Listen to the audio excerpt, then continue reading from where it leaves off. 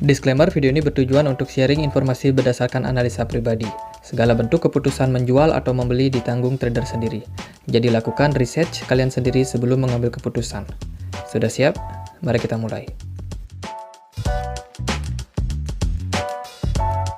Oke semua, jadi di video kali ini kita akan bahas soal TKO ya. TKO udah drop. Ini adalah chartnya TKO bid air di time frame 1 hari.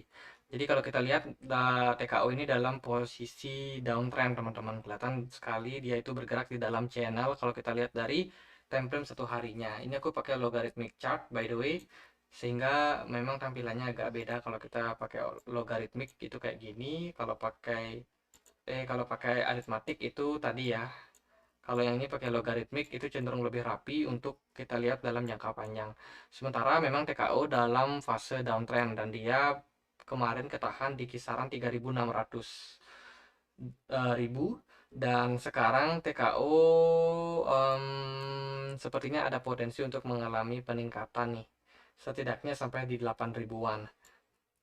Jadi untuk potensi-potensi yang kita bisa temukan untuk TKO sendiri itu masih belum terlalu banyak ya kalau dari segi news, karena minat daripada market itu cenderung agak lesu, apalagi ketika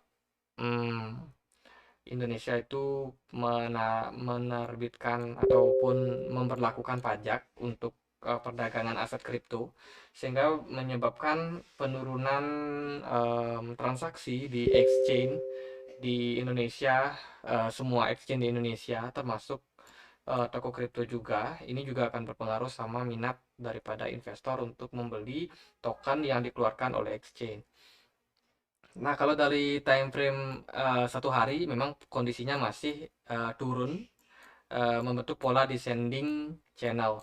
Nah, untuk potensi breakoutnya tentunya dia harus bisa naik sampai kisaran 11 sampai 12 dolar teman-teman. Dan ini pastinya nggak akan gampang dan membutuhkan waktu, apalagi kalau kita lihat dari market Bitcoin itu berangsur-angsur sudah mulai recover setelah dia mengalami penurunan, dan ya inilah bearish flag ya teman-teman, dan sudah mengalami penurunan.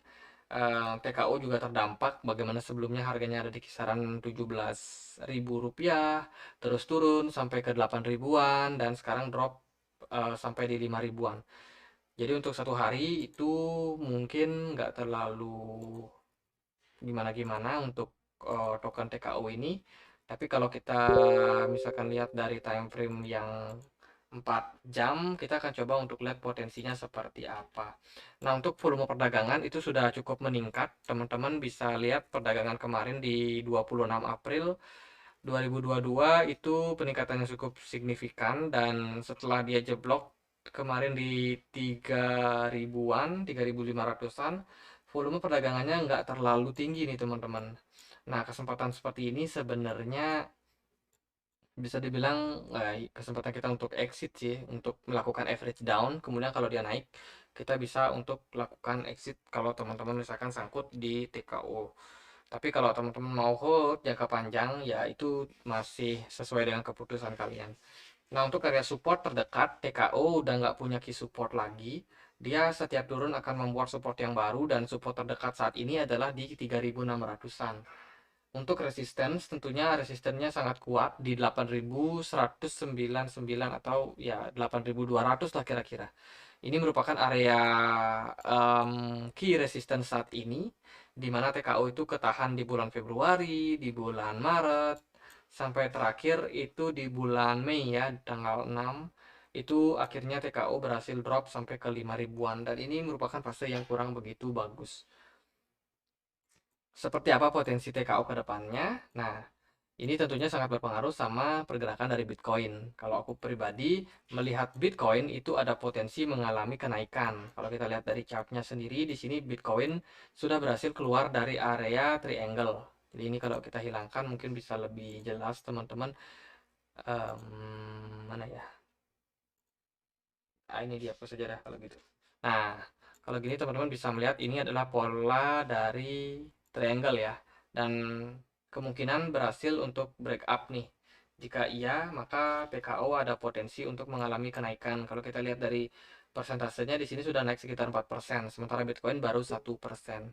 Berarti ada peluang untuk TKO naik sampai ke 8 ribuan dalam jangka waktu dekat. Ya, semoga aja biar teman-teman yang mungkin berniat untuk exit itu bisa segera mempersiapkan kesempatan buat exit dari market. TKO sendiri juga sepertinya berpotensi untuk membentuk triangle di sini.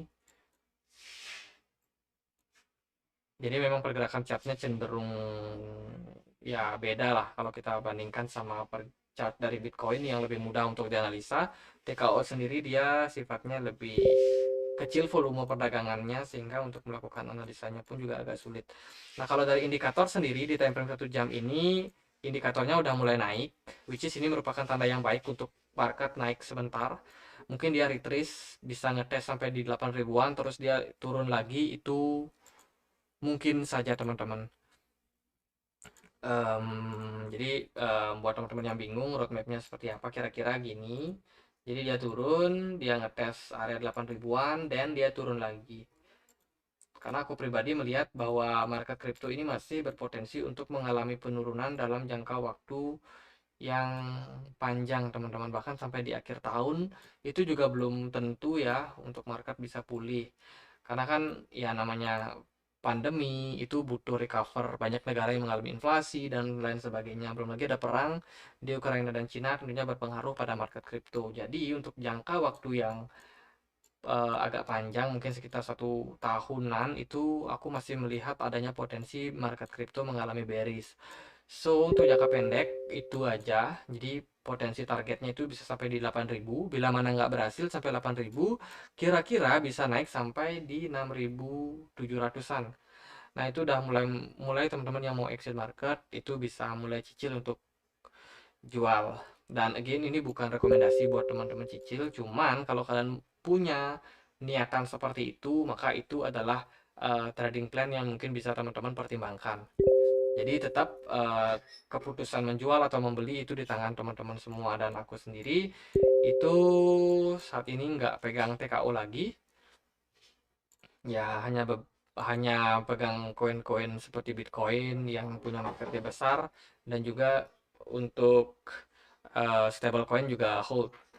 Jadi sekian aja, semoga bisa bermanfaat, dan akhir kata saya Andre, makasih.